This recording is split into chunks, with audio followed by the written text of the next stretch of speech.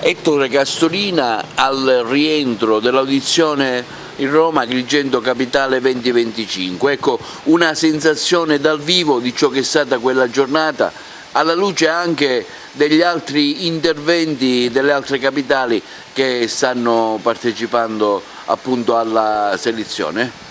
Intanto l'orgoglio di aver fatto parte del comitato che ha predisposto il dossier per la presentazione di Agrigento Capitale alla Cultura 2025.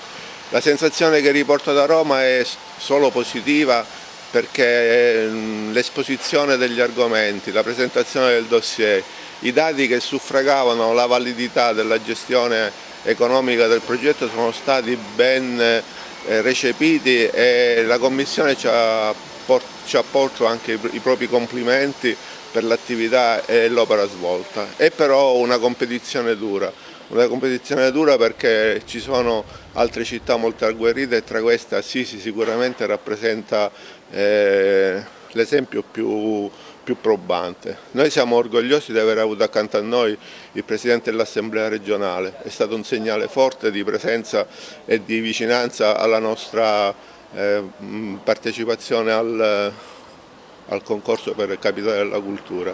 Ripeto, abbiamo fatto un'ottima figura, siamo stati complimentati per il lavoro svolto, ma questo non significa praticamente che ancora tutto è da decidere e sicuramente viviamo una competizione, questa con Assisi è sicuramente quella più forte, speriamo bene. A volo d'uccello, una tua impressione su quello che ha detto Sgarbi, su Assisi, Orvieto, che però poi è stata smentita così en passant? Ma sull'esternazione dell'onorevole Sgarbi ormai da anni siamo tutti abituati. A me dispiace per il lavoro dei colleghi di Orvieto, i quali sicuramente hanno speso anima e corpo per portare avanti una progettualità che è stata probabilmente diminuita da queste affermazioni dell'onorevole Sgarbi, che poi ha ripreso.